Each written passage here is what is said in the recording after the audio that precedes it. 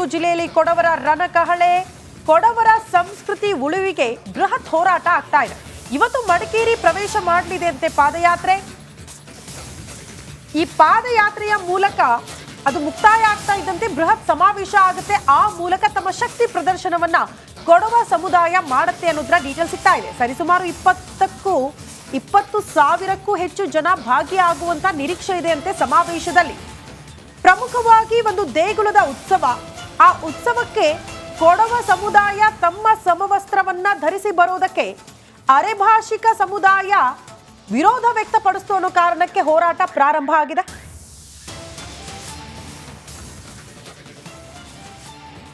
ಕೊಡಗು ಜಿಲ್ಲೆಯಲ್ಲಿ ಕೊಡವ ಸಮುದಾಯದವರ ಸಮರ ಅಂತಿಮ ಘಟ್ಟಕ್ಕೆ ಬಂದಿದೆ. ಕೊಡವರ ಪಾದಯಾತ್ರೆ ಇವತ್ತು ಮಡಿಕೇರಿ ಪ್ರವೇಶ ಮಾಡುತ್ತೆ. ಹಾಗಾದ್ರೆ ಇವತ್ತು ನಡೆಯುವ ಸಮಾವೇಶ ಹೇಗಿರುತ್ತೆ ಆ ಕುರಿತ ರಿಪೋರ್ಟ್ ಇಲ್ಲಿದೆ ನೋಡಿ.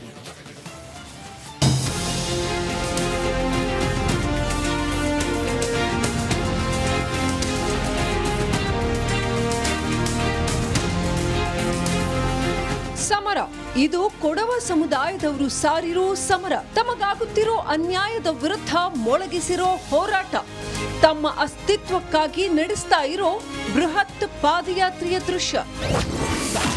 ಅಂತಿಮ ಘಟ್ಟ ತಲುಪಿದ ಕೊಡವರ ಹೋರಾಟ. ಇಂದು ಮಡಿಕೇರಿಯಲ್ಲಿ ಬೃಹತ್ ಸಮಾವೇಶ.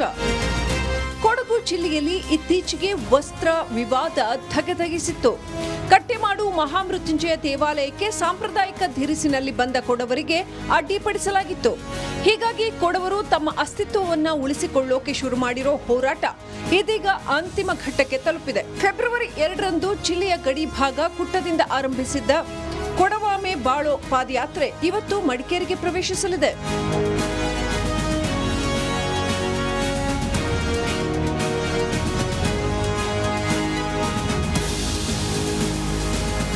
ನಗರದ ಪ್ರಮುಖ ಬೀದಿಯಲ್ಲಿ ಇವತ್ತು ಕೊಡವರ ಪಾದಯಾತ್ರೆ ಸಾಗಲಿದೆ. ಜನರಲ್ ತಿಮ್ಮಯ್ಯ ಜಿಲ್ಲಾ ಕ್ರೀಡಾಂಗಣದ ಬಳಿ ಇರೋ ಕೊಡವ ಮಂದ್ನಲ್ಲಿ ಬೃಹತ್ ಸಮಾವೇಶ ನಡೆಯಲಿದೆ. ಸುಮಾರು 20,000ಕ್ಕೂ ಹೆಚ್ಚು ಕೊಡವ ಜನರು ಭಾಗಿಯಾಗುವ ನಿರೀಕ್ಷೆ ಇದೆ. ಕೊಡಗು ಮಾತ್ರವಲ್ಲದೆ ರಾಜ್ಯದ ಹಲವೆಡೆಯಿಂದ ಸಾವಿರಾರು ಸಂಖ್ಯೆಯಲ್ಲಿ ಕೊಡವ ಸಮುದಾಯದವರು ಭಾಗಿಯಾಗಲಿದ್ದಾರೆ. ಇದೇ ಜಾಗದಲ್ಲೇ ಕೊಡವರು ಜಿಲ್ಲಾಧಿಕಾರಿಗೆ ತಮ್ಮ ಮನವಿ ಪತ್ರ ಸಲ್ಲಿಸಲಿದ್ದಾರೆ. ನಮಗೆ ಕೊಡುವ ನಗರ ಜನಾಂಗದವರು ನಮಗೆ ಎಲ್ಲರಿಗೆ ಸೇರಿ ನಮಗೇನಾಗ್ತದೆ ಅಂದರೆ ಇಲ್ಲಿ ಅಲ್ಲಿಗೆ ಬಂದವರಿಗೆ ನಮ್ಮ ಚಿಕ್ಕಪೇಟೆ ಏನು ಅಂತ ಹೇಳ್ತೇವೆ ನಾವು, ಆ ತಿಮ್ಮೆಯ ಸರ್ಕಲಲ್ಲಿ ಭವ್ಯವಾದ ಸ್ವಾಗತ ಮಾಡಲಿಕ್ಕೆ ಮಾಡಿದ್ದೇವೆ. ದೊಡ್ಡಗೊಟ್ಟ ಪಾಟಾಗಿ ವಾಲಾಗಿ ಮತ್ತು ತಲೆಗೆ ಬಳಕು ಇದರಿಂದ ಮತ್ತು ಹೂವನ್ನು ಚೆಲ್ಲುವುದರ ಮೂಲಕ ಅವರನ್ನು ನಾವು ಸ್ವಾಗತ ಮಾಡ್ತೇವೆ. ಸಮಾವೇಶದಲ್ಲಿ ಭಾಗಿಯಾಗುವ ಜನರಿಗೆ ಮಡಿಕೇರಿ ಕೊಡವ ಸಮಾಜ ಹಾಗೂ ವಿವಿಧ ಸಂಘಟನೆಗಳಿಂದ ಜನರಲ್ ತಿಮ್ಮಯ್ಯ ಜಿಲ್ಲಾ ಕ್ರೀಡಾಂಗಣದಲ್ಲಿ ಊಟದ ವ್ಯವಸ್ಥೆ ಕಲ್ಪಿಸಲಾಗಿದೆ. ಪೊಲೀಸ್ ಇಲಾಖೆ ಕೂಡ ಸೂಕ್ತ ಭದ್ರತೆ ಕೈಗೊಳ್ಳುತ್ತಿದೆ. 2 ಎಸ್ಪಿ, 6 ಡಿವೈಎಸ್ಪಿ, 5 ಕೆಎಸ್ಆರ್ಪಿ ತುಕಡಿ, 5 ಡಿಆರ್ ತುಕಡಿ ಸೇರಿದಂತೆ ಒಟ್ಟು 1000ಕ್ಕೂ ಹೆಚ್ಚು ಪೊಲೀಸರನ್ನ ನಿಯೋಜಿಸಲಾಗುತ್ತಿದೆ. ಮಡಿಕೇರಿ ನಗರದಲ್ಲಿ ಬೆಳಗ್ಗೆ 6 ಗಂಟೆಯಿಂದ ರಾತ್ರಿ 12 ಗಂಟೆಯವರೆಗೆ ಮದ್ಯ ಮಾರಾಟ ಕೂಡ ನಿಷೇಧಿಸಲಾಗಿದೆ. ನಗರದೊಳಗೆ ವಾಹನ ನಿಲುಗಡೆಯನ್ನು ನಿಷೇಧ ಮಾಡಲಾಗಿದೆ. ಒಟ್ಟು ಸುಮಾರು 800ರಿಂದ 900 ಪೊಲೀಸ್ ಆಫೀಸರ್ಸ್ ಡಿಪ್ಲಾಯ್ಮೆಂಟಲ್ಲಿ ಮಾಡಿದ್ದೀವಿ. ಎಲ್ಲರ ಕಡೆ ಕೂಡ ಆರ್ಗನೈಸರ್ಸ್ ಜೊತೆ ಮಾತಾಡಿದ್ದೀವಿ. ವೆಹಿಕಲನ್ನು ಯಾವುದು ಪಾದಯಾತ್ರೆ ಜೊತೆಗೆ ವೆಹಿಕಲನ್ನು ಯಾರು ಕರ್ಕೊಂಡು ಬರಬಾರ್ದು ಅಂದರೆ ಹೇಳಿದ್ವಿ. ಅದ್ರ ಜೊತೆಗೆ ಒಂದು 5 ಜಂಬೋ ಟೀಮ್ ನಮ್ಮ GT ಸರ್ಕಲ್ ಕಡೆ ಟ್ರಾಫಿಕನ್ನು ರೆಗ್ಯುಲೇಟ್ ಮಾಡೋದಕ್ಕೆ ಜಂಬೋ ಟೀಮ್ ಕೂಡ ರೆಡಿ ಇದೆ. ತಮ್ಮ ಅಸ್ತಿತ್ವಕ್ಕಾಗಿ ಶುರು ಮಾಡಿರೋ ಕೊಡವರ ಪಾದಯಾತ್ರೆ ಶಾಂತಿಯುತವಾಗಿ ಸಮಾಪ್ತಿಯಾಗಲಿ.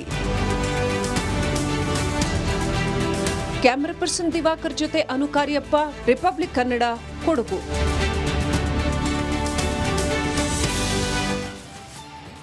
ಅನುಕಾರ್ಯಪ್ಪ, ಈ ಹಿಂದೆ ಫೈಟ್ ಆಗಿತ್ತು, ತಲೆಗೇಟು ಬಿದ್ದಿತ್ತು, ಆ್ಯಂಡ್ ಒಂದು ಸಮಾಧಾನ ನನಗೆ ಗೊತ್ತಿಲ್ಲ ಅದಾಗಿದೆಯೋ ಇಲ್ಲೋ ಅಂತೇಳಿ. ಇಂಥ ಸಂದರ್ಭಗಳು ಬಂದಾಗ ರಾಜಕೀಯದವರು ಬಂದುಬಿಡ್ತಾರೆ ಮಿಡ್ಲಿಗೆ, ನಂದಲ್ಲಿ ಇಡಲಿ ಅಂತ. ಅದು ಬಂತ ಧರ್ಮ ಹಾಳಾಗೋಗ್ಬಿಡುತ್ತೆ. ಇದು ಅವರವರ ವಿಚಾರಕ್ಕೆ ಸಂಬಂಧಪಟ್ಟದ್ದು. ಎಲ್ಲಿಂದ ಆರಂಭ ಆಗಿ ಎಲ್ಲಿ ತನಕ ಬಂದು ನಿಂತಿದೆ, ಎಲ್ಲಿ ತನಕ ಹೋಗ್ಬೋದು ಅನುಕಾರ್ಯಪ್ಪ?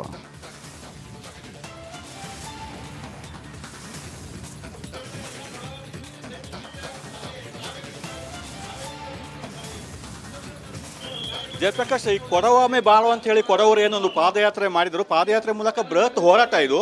ಫೆಬ್ರವರಿ 2ಕ್ಕೆ ಕೊಡಗು ಜಿಲ್ಲೆ ಗಡಿ ಭಾಗವಾದ ಕುಟ್ಟದಿಂದ ಆರಂಭ ಮಾಡಿರೋದು. ಇವತ್ತು ಅಂತಿಮ ದಿನ, ಅಂತಿಮ ಘಟ್ಟ, 6ನೇ ದಿವಸ. ಇವತ್ತು ಬಂದು ಮಡಿಕೇರಿಗೆ ಪಾದಯಾತ್ರೆ ಬಂದು ಸೇರುತ್ತೆ ಮತ್ತು ಇಲ್ಲಿ ಸಮಾವೇಶ ಆಗುತ್ತೆ. ಈಗ ನಾವು ಮಡಿಕೇರಿಯ ಜನರಲ್ ತಿಮ್ಮಯ್ಯ ವೃತ್ತದಲ್ಲಿದ್ದೀವಿ. ಇಲ್ಲಿ ಬಂದು ಸೇರ್ತಾ ಇದ್ದಾರೆ ಸಾಕಷ್ಟು ಕೊಡವರು ಈಗಾಗಲೇ ಬಂದು ಹರಿದು ಬರ್ತಾ ಇದ್ದಾರೆ ಅಂತ ಹೇಳ್ಬೋದು.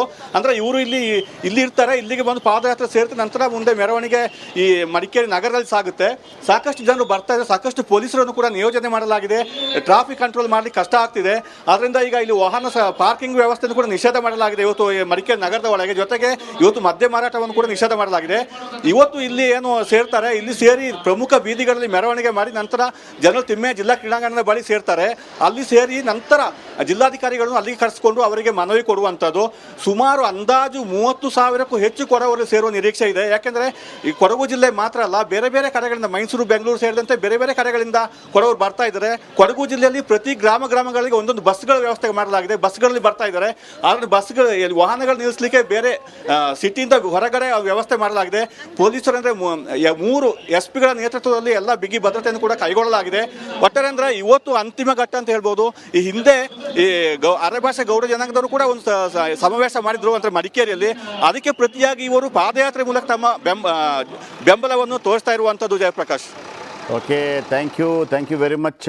ಎಲ್ಲ ಒಳ್ಳೆಯದಾಗಲಿ ಅಂತ ನಾವು ಬಯಸ್ತಾ ಇದ್ವಿ. ಆದರೆ ನನಗೆ ಭಾಳ ಆಶ್ಚರ್ಯ ಆಗಿದ್ದು, ನಾನು ಕೂಡ ಮಡಿಕೇರಿಗೆ ತುಂಬ ಸಲ ಬರ್ತಾ ಇದ್ದೆ.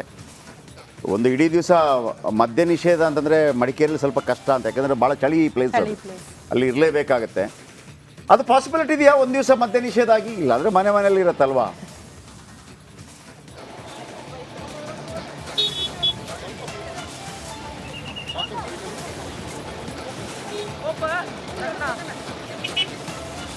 ಜಯಪ್ರಕಾಶ್, ಸಾಕಷ್ಟು ಜನ ಸೇರುವ ಒಂದು ವ್ಯವಸ್ಥೆ ಇರೋದ್ರಿಂದ ಎಲ್ಲಿಯೂ ಅಹಿತಕರ ಘಟನೆ ಕಾರಣ ಆಗಬಾರ್ದು ಅಂತೇಳಿ ಮದ್ಯ ನಿಷೇಧ ಮಾಡಿದ್ದಾರೆ. ಸಮಸ್ಯೆ ಒಂದು ದಿವಸಗಳ ಸಮಸ್ಯೆ ಇಲ್ಲ. ಈ ಸಲ ಸಾಕಷ್ಟು ಹಬ್ಬ ಹರಿದಿನಗಳಿಗೆ ಕೂಡ ಮದ್ಯ ನಿಷೇಧ ಮಾಡುವಂಥದ್ದು ಇಲ್ಲಿ ಇದೆ. ಅದೇ ರೀತಿ ಇವಾಗಲೂ ಕೂಡ ಮದ್ಯವನ್ನು ನಿಷೇಧ ಮಾಡಿರುವಂಥದ್ದು. Jayaprakash, thank you. ಬಟ್ ಮದ್ಯ ವಿಚಾರವಾಗಿ ಅಲ್ಲಿ, ಯಾಕಂದರೆ ಮಡಿಕೇರಿಯಲ್ಲಿ ಆ ಕಾರಣಕ್ಕಾಗಿ ಆಗುತ್ತೆ ಅಂತೇನಿಲ್ಲ. ಅಂದರೆ ಅದೊಂದು ಬೇಕು, ಒಂದು ಫಾರ್ಮಾಲಿಟಿಗೆ ಅದು ಮಾಡಿದ್ದಾರೆ ಅಂತ. ಯಾಕಂದರೆ ಅಲ್ಲಿ ಮದ್ಯ ಕುಡಿದು ಹಂಗೆ ಉಚ್ಚಾಟಗಳೆಲ್ಲ ಇರೋದು ಅಂಥದ್ದೇನು ಇರೋದಿಲ್ಲ. ಯಾಕಂದರೆ ಅವರೊಂದು ಸಿಸ್ಟಮ್ಯಾಟಿಕ್ಕಾಗಿ ಅದೊಂದು ಅವರ ಆಹಾರದ ಅವಿಭಾಜ್ಯ ಅಂಗವಾಗ. ಈಗ ಶೀತಲ ಪ್ರದೇಶಗಳಲ್ಲೆಲ್ಲ ನೀವು ಮದ್ಯ ಕುಡಿಯೋದಿದ್ರೆ ಆಗೋದೇ ಇಲ್ಲ, ಅವ್ರ ಬದುಕಕ್ಕೆ ಆಗಲ್ಲ ಅನ್ನೋಂಥ ರೀತಿಯಲ್ಲಿ. ಅಲ್ಲೂ ಕೂಡ ಅಷ್ಟೇ ಭಾಳ ಕೋಲ್ಡ್. ಆಮೇಲೆ ಹೋಗಿದ್ರೆ ಮಡಿಕೇರಿಗೆ? ಮಡಿಕೇರಿ ಇಸ್ ಭಾಳ ಏನು ಪನ್ನಿ ಕರಿ ಮತ್ತು ಅಪೋಸಿಟ್ ನಮ್ಮ ಕಡೆ ಬಯಲು ಸೀಮೆ ಸಖತ್ ಹೀಟ್ ಇರುತ್ತೆ, ಈಗ ಅಲ್ಲಿ ಫುಲ್ ಕೋಲ್ಡು. ನಾವು ಅಲ್ಲಿ ಇದ್ವಿ, ಅಂದರೆ ಸಾಧಾರಣವಾಗಿ ಹೋಗ್ತಾ ಇದ್ವಿ. ಅಂದರೆ ನಮ್ಮ ಈ ಹಿಂದೆ ಮೆಡಿಕಲ್ ರೆಪ್ ಆಗಿದ್ದಾಗ ಹೋಗ್ತಾ ಇದ್ವಿ. ಅಲ್ಲಿ ಒಂದು ನಮ್ಮ ಫ್ರೆಂಡ್ಗಳ ಮನೆಗಳಿಗೆ ಹೋಗ್ತಾ ಇದ್ವಿ. ಆ ಒಂದು ಕೊಡವ ಅದೊಂದು ವಿಶೇಷ ರೀತಿ. ನಾನು ಹೇಳಿದ್ನಲ್ಲ, ಭಾರತದಲ್ಲಿ ಪಂಜಾಬ್ ಹೆಂಗಿರುತ್ತೆ, ಅವ್ರದ್ದೊಂದು ಪೇಟ, ಅವ್ರದ್ದೊಂದು ಡ್ರೆಸ್ಸಿಂಗು, ಅವ್ರದ್ದು ಒಂಥರ ನನಗೆ ಅದೇ ಫೀಲ್ ಆಗ್ತಾ ಇರುತ್ತೆ. ಆಮೇಲೆ ಅವರ ಭಾಷೆ ನೋಡಿ, ಆ ಕಡೆ ಮಲಯಾಳನೂ ಅಲ್ಲ, ಈ ಕಡೆ ಕನ್ನಡನೂ ಅಲ್ಲ, ಆ ಕಡೆ ತುಳುನೂ ಅಲ್ಲ, ಬಟ್ ಎಲ್ಲವೂ ಮಿಕ್ಸು. ಆಯಿತಾ, ಎಲ್ಲವೂ ಮಿಕ್ಸು. ಇದೇ ಥರದ ಭಾಷೆ ನಿಮಗೆ ಮಂಗಳೂರಿನಲ್ಲಿ ಬ್ಯಾರಿ ಭಾಷೆ ಅಂತ ಒಂದಿದೆ. ನಕ್ಕನಿಕ್ ಭಾಷೆ ಅಂತ ಕರಿತೀವಿ ನಾವು, ಬ್ಯಾರಿ ಭಾಷೆ ಅಂತ. ಅಂದರೆ ಅದು ಮಲಯಾಳಂ ಅಲ್ಲ, ಆ ಕಡೆ ತುಳುನೂ ಅಲ್ಲ, ಆಮೇಲೆ ಆ ಕಡೆ ಕನ್ನಡನೂ ಅಲ್ಲ, 3 ಮಿಕ್ಸ್ ಆಗಿ ಒಂದು ಬ್ಯಾರಿ ಭಾಷೆ. ಎಂದಲ ಭಾವ, ನಕ್ಕನಿಕ್. ಈಗ ಇವರೆಲ್ಲ ಸಾಧಾರಣವಾಗಿ ಹ್ಯಾರಿಸ್ ಇವರೆಲ್ಲ ಮಾತಾಡ್ತಾರೆ. ಅಂದರೆ ಬ್ಯಾರಿ ಮಲಯಾಳಂ ಬೇರೆ, ಮಲಯಾಳಂನಲ್ಲಿ ಒಂದು ರೀತಿಯಲ್ಲಿ ಮಾತಾಡ್ತಾರೆ, ಬ್ಯಾರಿ ಭಾಷೆ ಬೇರೆ. ಹಾಗೇನೆ ಕೊಡವ ಭಾಷೆ ಇದೆಯಲ್ಲ, ಅದು ನಿಮ್ಗೆ ಅರ್ಥ ಆಗುತ್ತೆ, ಅರ್ಥ ಆಗಲ್ಲ. ಈಗ ನಮ್ಮ ಸೋಮಣ್ಣ ಮಚ್ಚು ಮಾಡಲ್ಲ ಇದ್ದಾರಲ್ಲ, ಅವರು ಭಾಳ ಅದ್ಭುತವಾಗಿ, ನಮ್ಮ ಕಲಿಗಲ್ವ, ಅವರೆಲ್ಲ ಭಾಳ ಅದ್ಭುತವಾಗಿ ಮಾತಾಡೋರು. ಅವರು ಇಬ್ಬರು ಯಾರಾದರೂ ಮಾತಾಡ್ತಿರುವಾಗ ಸ್ವಲ್ಪ ಕನ್ನಡ ಬಂತಲ್ಲ, ಸ್ವಲ್ಪ ತುಳು ಬಂತಲ್ಲ, ಸ್ವಲ್ಪ ಮಲಯಾಳಂ ಬಂತಲ್ಲ, ಹಿಂಗಾಗ್ತಾ ಇರುತ್ತೆ. ಓಕೆ, ಎನಿವೆ, ಇವರ ಹೋರಾಟಕ್ಕೆ ಗೆಲುವಾಗಲಿ. ಓಕೆ, ಮುಂದಿನ ಸುಗು ಜಿಲ್ಲೆಯಲ್ಲಿ ಕೊಡವರ ರಣಕಹಳೆ, ಕೊಡವರ ಸಂಸ್ಕೃತಿ ಉಳಿವಿಗೆ ಬೃಹತ್ ಹೋರಾಟ ಆಗ್ತಾ ಇದೆ. ಇವತ್ತು ಮಡಿಕೇರಿ ಪ್ರವೇಶ ಮಾಡಲಿದೆ ಅಂತೆ ಪಾದಯಾತ್ರೆ. ಈ ಪಾದಯಾತ್ರೆಯ ಮೂಲಕ ಅದು ಮುಕ್ತಾಯ ಆಗ್ತಾ ಇದ್ದಂತೆ ಬೃಹತ್ ಸಮಾವೇಶ ಆಗುತ್ತೆ. ಆ ಮೂಲಕ ತಮ್ಮ ಶಕ್ತಿ ಪ್ರದರ್ಶನವನ್ನ ಕೊಡವ ಸಮುದಾಯ ಮಾಡುತ್ತೆ ಅನ್ನೋದ್ರ ಡೀಟೇಲ್ ಸಿಗ್ತಾ ಇದೆ. ಸರಿಸುಮಾರು 20,000ಕ್ಕೂ ಹೆಚ್ಚು ಜನ ಭಾಗಿಯಾಗುವಂತ ನಿರೀಕ್ಷೆ ಇದೆ ಅಂತೆ ಸಮಾವೇಶದಲ್ಲಿ. ಪ್ರಮುಖವಾಗಿ ಒಂದು ದೇಗುಲದ ಉತ್ಸವ. ಆ ಉತ್ಸವಕ್ಕೆ ಕೊಡವ ಸಮುದಾಯ ತಮ್ಮ ಸಮವಸ್ತ್ರವನ್ನ ಧರಿಸಿ ಬರೋದಕ್ಕೆ ಅರೆಭಾಷಿಕ ಸಮುದಾಯ ವಿರೋಧ ವ್ಯಕ್ತಪಡಿಸ್ತು ಅನ್ನೋ ಕಾರಣಕ್ಕೆ ಹೋರಾಟ ಪ್ರಾರಂಭ ಆಗಿದೆ.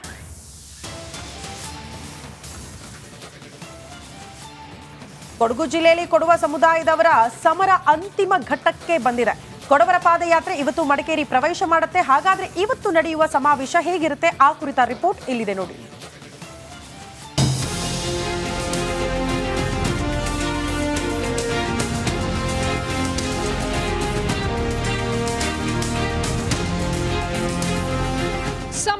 ಇದು ಕೊಡವ ಸಮುದಾಯದವರು ಸಾರಿರೋ ಸಮರ, ತಮಗಾಗುತ್ತಿರೋ ಅನ್ಯಾಯದ ವಿರುದ್ಧ ಮೊಳಗಿಸಿರೋ ಹೋರಾಟ, ತಮ್ಮ ಅಸ್ತಿತ್ವಕ್ಕಾಗಿ ನಡೆಸ್ತಾ ಇರೋ ಬೃಹತ್ ಪಾದಯಾತ್ರೆಯ ದೃಶ್ಯ.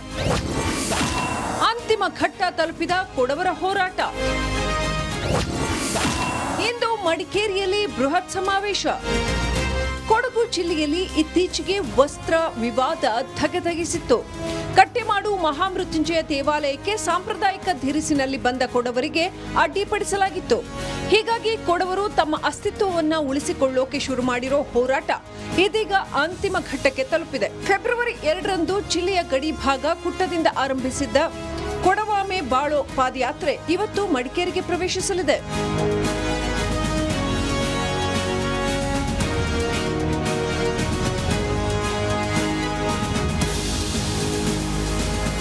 ನಗರದ ಪ್ರಮುಖ ಬೀದಿಯಲ್ಲಿ ಇವತ್ತು ಕೊಡವರ ಪಾದಯಾತ್ರೆ ಸಾಗಲಿದೆ. ಜನರಲ್ ತಿಮ್ಮಯ್ಯ ಜಿಲ್ಲಾ ಕ್ರೀಡಾಂಗಣದ ಬಳಿ ಇರೋ ಕೊಡವ ಮಂದ್ನಲ್ಲಿ ಬೃಹತ್ ಸಮಾವೇಶ ನಡೆಯಲಿದೆ. ಸುಮಾರು 20,000ಕ್ಕೂ ಹೆಚ್ಚು ಕೊಡವ ಜನರು ಭಾಗಿಯಾಗುವ ನಿರೀಕ್ಷೆ ಇದೆ. ಕೊಡಗು ಮಾತ್ರವಲ್ಲದೆ ರಾಜ್ಯದ ಹಲವೆಡೆಯಿಂದ ಸಾವಿರಾರು ಸಂಖ್ಯೆಯಲ್ಲಿ ಕೊಡವ ಸಮುದಾಯದವರು ಭಾಗಿಯಾಗಲಿದ್ದಾರೆ. ಇದೇ ಜಾಗದಲ್ಲೇ ಕೊಡವರು ಜಿಲ್ಲಾಧಿಕಾರಿಗೆ ತಮ್ಮ ಮನವಿ ಪತ್ರ ಸಲ್ಲಿಸಲಿದ್ದಾರೆ. ನಮಗೆ ಕೊಡುವ ನಗರ ಜನಾಂಗದವರು ನಮಗೆ ಎಲ್ಲರಿಗೆ ಸೇರಿ ನಮಗೇನಾಗ್ತದೆ ಅಂದರೆ ಇಲ್ಲಿ ಅಲ್ಲಿಗೆ ಬಂದವರಿಗೆ ನಮ್ಮ ಚಿಕ್ಕಪೇಟೆ ಏನು ಹೇಳ್ತೇವೆ ನಾವು ಆ ತಿಮ್ಮೆ ಸರ್ಕಲಲ್ಲಿ ಭವ್ಯವಾದೊಂದು ಸ್ವಾಗತ ಮಾಡಲಿಕ್ಕೆ ಮಾಡಿದ್ದೇವೆ. ದೊಡ್ಡಗೊಟ್ಟ ಪಾಟಾಗಿ ವಾಲಗಾಗಿ ಮತ್ತು ತಲೆಗೆ ಬೆಳಕು ಇದರಿಂದ ಮತ್ತು ಹೂವನ್ನು ಚೆಲ್ಲುವುದರ ಮೂಲಕ ಅವರನ್ನು ನಾವು ಸ್ವಾಗತ ಮಾಡ್ತೇವೆ. ಸಮಾವೇಶದಲ್ಲಿ ಭಾಗಿಯಾಗುವ ಜನರಿಗೆ ಮಡಿಕೇರಿ ಕೊಡವ ಸಮಾಜ ಹಾಗೂ ವಿವಿಧ ಸಂಘಟನೆಗಳಿಂದ ಜನರಲ್ ತಿಮ್ಮಯ್ಯ ಜಿಲ್ಲಾ ಕ್ರೀಡಾಂಗಣದಲ್ಲಿ ಊಟದ ವ್ಯವಸ್ಥೆ ಕಲ್ಪಿಸಲಾಗಿದೆ. ಪೊಲೀಸ್ ಇಲಾಖೆ ಕೂಡ ಸೂಕ್ತ ಭದ್ರತೆ ಕೈಗೊಳ್ಳುತ್ತಿದೆ. 2 ಎಸ್ಪಿ, 6 ಡಿವೈಎಸ್ಪಿ, 5 ಕೆಎಸ್ಆರ್ಪಿ ತುಕಡಿ, 5 ಡಿಆರ್ ತುಕಡಿ ಸೇರಿದಂತೆ ಒಟ್ಟು 1000ಕ್ಕೂ ಹೆಚ್ಚು ಪೊಲೀಸರನ್ನ ನಿಯೋಜಿಸಲಾಗುತ್ತಿದೆ. ಮಡಿಕೇರಿ ನಗರದಲ್ಲಿ ಬೆಳಗ್ಗೆ 6 ಗಂಟೆಯಿಂದ ರಾತ್ರಿ 12 ಗಂಟೆಯವರೆಗೆ ಮದ್ಯ ಮಾರಾಟ ಕೂಡ ನಿಷೇಧಿಸಲಾಗಿದೆ. ನಗರದೊಳಗೆ ವಾಹನ ನಿಲುಗಡೆಯನ್ನು ನಿಷೇಧ ಮಾಡಲಾಗಿದೆ. ಒಟ್ಟು ಸುಮಾರು 800ರಿಂದ 900 ಪೊಲೀಸ್ ಆಫೀಸರ್ಸ್ ಡಿಪ್ಲಾಯ್ಮೆಂಟಲ್ಲಿ ಮಾಡಿದ್ದೀವಿ. ಎಲ್ಲರ ಕಡೆ ಕೂಡ ಆರ್ಗನೈಸರ್ಸ್ ಜೊತೆ ಮಾತಾಡಿದ್ದೀವಿ. ವೆಹಿಕಲನ್ನು ಯಾವುದು ಪಾದಯಾತ್ರೆ ಜೊತೆಗೆ ವೆಹಿಕಲನ್ನು ಯಾರು ಕರ್ಕೊಂಡು ಬರಬಾರ್ದು ಅಂದರೆ ಹೇಳಿದ್ವಿ. ಅದ್ರ ಜೊತೆಗೆ ಒಂದು 5 ಜಂಬೋ ಟೀಮ್ ನಮ್ಮ GT ಸರ್ಕಲ್ ಕಡೆ ಟ್ರಾಫಿಕನ್ನು ರೆಗ್ಯುಲೇಟ್ ಮಾಡೋದಕ್ಕೆ ಜಂಬೋ ಟೀಮ್ ಕೂಡ ರೆಡಿ ಇದೆ. ತಮ್ಮ ಅಸ್ತಿತ್ವಕ್ಕಾಗಿ ಶುರು ಮಾಡಿರೋ ಕೊಡವರ ಪಾದಯಾತ್ರೆ ಶಾಂತಿಯುತವಾಗಿ ಸಮಾಪ್ತಿಯಾಗಲಿ. ಕ್ಯಾಮರಾ ಪರ್ಸನ್ ದಿವಾಕರ್ ಜೊತೆ ಅನುಕಾರ್ಯಪ್ಪ, ರಿಪಬ್ಲಿಕ್ ಕನ್ನಡ, ಕೊಡಗು.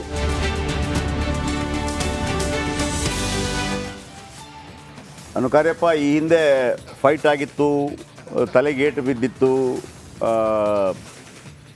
ಆ್ಯಂಡ್ ಒಂದು ಸಮಾಧಾನ ನನಗೆ ಗೊತ್ತಿಲ್ಲ ಅದಾಗಿದೆಯೋ ಇಲ್ಲೋ ಅಂತೇಳಿ.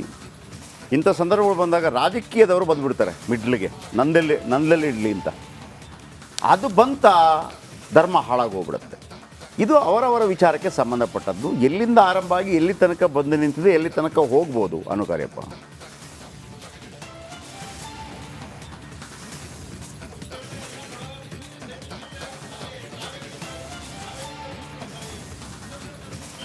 ಜಯಪ್ರಕಾಶ್, ಈ ಕೊಡವಾಮೆ ಬಾಳು ಅಂತ ಹೇಳಿ ಕೊಡವರು ಏನೊಂದು ಪಾದಯಾತ್ರೆ ಮಾಡಿದರು. ಪಾದಯಾತ್ರೆ ಮೂಲಕ ಬೃಹತ್ ಹೋರಾಟ ಇದು.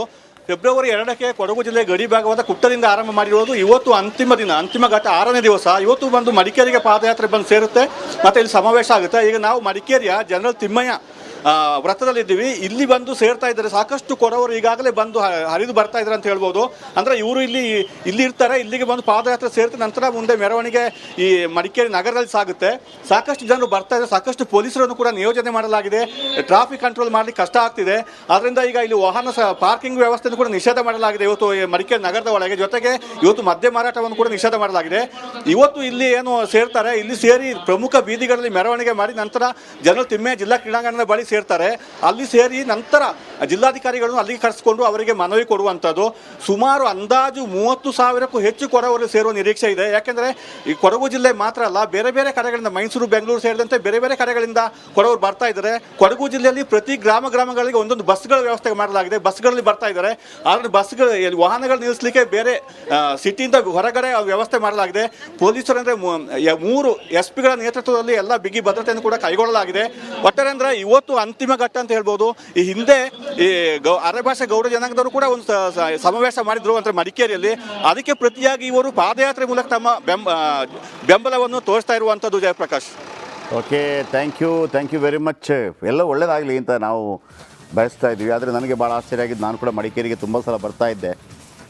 ಒಂದು ಇಡೀ ದಿವಸ ಮದ್ಯ ನಿಷೇಧ ಅಂತಂದರೆ ಮಡಿಕೇರಿಯಲ್ಲಿ ಸ್ವಲ್ಪ ಕಷ್ಟ ಅಂತ, ಯಾಕಂದರೆ ಭಾಳ ಚಳಿ ಪ್ಲೇಸ್ ಅದು, ಅಲ್ಲಿ ಇರಲೇಬೇಕಾಗತ್ತೆ.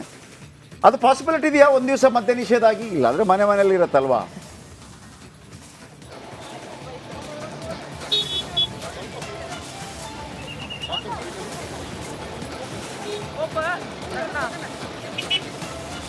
ಜಯಪ್ರಕಾಶ್, ಸಾಕಷ್ಟು ಜನ ಸೇರುವ ಒಂದು ವ್ಯವಸ್ಥೆ ಇರೋದ್ರಿಂದ ಎಲ್ಲಿಯೂ ಅಹಿತಕರ ಘಟನೆ ಕಾರಣ ಆಗಬಾರ್ದು ಅಂತ ಹೇಳಿ ಮದ್ಯ ನಿಷೇಧ ಮಾಡಿದ್ದಾರೆ. ಸಮಸ್ಯೆ ಒಂದು ದಿವಸಗಳ ಸಮಸ್ಯೆ ಇಲ್ಲ, ಈ ಸಲ ಸಾಕಷ್ಟು ಹಬ್ಬ ಹರಿದಿನಗಳಿಗೆ ಕೂಡ ಮದ್ಯ ನಿಷೇಧ ಮಾಡುವಂಥದ್ದು ಇಲ್ಲಿ ಇದೆ. ಅದೇ ರೀತಿ ಇವಾಗಲೂ ಕೂಡ ಮದ್ಯವನ್ನು ನಿಷೇಧ ಮಾಡಿರುವಂಥದ್ದು. Jayaprakash, thank you. ಬಟ್ ಮದ್ಯ ವಿಚಾರವಾಗಿ ಅಲ್ಲಿ, ಯಾಕಂದರೆ ಮಡಿಕೇರಿಯಲ್ಲಿ ಆ ಕಾರಣಕ್ಕಾಗಿ ಆಗುತ್ತೆ ಅಂತೇನಿಲ್ಲ, ಅಂದರೆ ಅದೊಂದು ಬೇಕು, ಒಂದು ಫಾರ್ಮಾಲಿಟಿಗೆ ಅದು ಮಾಡಿದ್ದಾರೆ ಅಂತ. ಯಾಕಂದರೆ ಅಲ್ಲಿ ಮದ್ಯ ಕುಡಿದು ಹಂಗೆ ಉಚ್ಚಾಟಗಳೆಲ್ಲ ಇರೋದು ಅಂಥದ್ದೇನು ಇರೋದಿಲ್ಲ. ಯಾಕಂದರೆ ಅವರೊಂದು ಸಿಸ್ಟಮ್ಯಾಟಿಕ್ಕಾಗಿ ಅದೊಂದು ಅವರ ಆಹಾರದ ಅವಿಭಾಜ್ಯ ಅಂಗವಾಗ. ಈಗ ಶೀತಲ ಪ್ರದೇಶಗಳಲ್ಲೆಲ್ಲ ನೀವು ಮದ್ಯ ಕುಡಿಯೋದಿದ್ರೆ ಆಗೋದೇ ಇಲ್ಲ, ಅವ್ರ ಬದುಕಕ್ಕೆ ಆಗಲ್ಲ ಅನ್ನೋಂಥ ರೀತಿಯಲ್ಲಿ ಅಲ್ಲೂ ಕೂಡ ಅಷ್ಟೇ ಭಾಳ ಕೋಲ್ಡ್. ಆಮೇಲೆ ಹೋಗಿದ್ರೆ ಮಡಿಕೇರಿಗೆ? ಮಡಿಕೇರಿ ಭಾಳ ಏನು ಪನ್ನಿ ಕರಿ ಮತ್ತು ಅಪೋಸಿಟ್ ನಮ್ಮ ಕಡೆ ಬಯಲು ಸೀಮೆ ಸಖತ್ ಹೀಟ್ ಇರುತ್ತೆ, ಈಗ ಅಲ್ಲಿ ಫುಲ್ ಕೋಲ್ಡ್. ನಾವು ಅಲ್ಲಿ ಇದ್ವಿ, ಅಂದರೆ ಸಾಧಾರಣವಾಗಿ ಹೋಗ್ತಾ ಇದ್ವಿ. ಅಂದರೆ ನಮ್ಮ ಈ ಹಿಂದೆ ಮೆಡಿಕಲ್ ರೆಪ್ ಆಗಿದ್ದಾಗ ಹೋಗ್ತಾ ಇದ್ವಿ. ಅಲ್ಲಿ ಒಂದು ನಮ್ಮ ಫ್ರೆಂಡ್ಗಳ ಮನೆಗಳಿಗೆ ಹೋಗ್ತಾ ಇದ್ವಿ. ಆ ಒಂದು ಕೊಡವ ಅದೊಂದು ವಿಶೇಷ ರೀ. ನಾನು ಹೇಳಿದ್ನಲ್ಲ, ಭಾರತದಲ್ಲಿ ಪಂಜಾಬ್ ಹೆಂಗಿರುತ್ತೆ, ಅವ್ರದ್ದೊಂದು ಪೇಟ, ಅವ್ರದ್ದೊಂದು ಡ್ರೆಸ್ಸಿಂಗು, ಅವ್ರದ್ದು ಒಂಥರ ನನಗೆ ಅದೇ ಫೀಲ್ ಆಗ್ತಾ ಇರುತ್ತೆ. ಆಮೇಲೆ ಅವರ ಭಾಷೆ ನೋಡಿ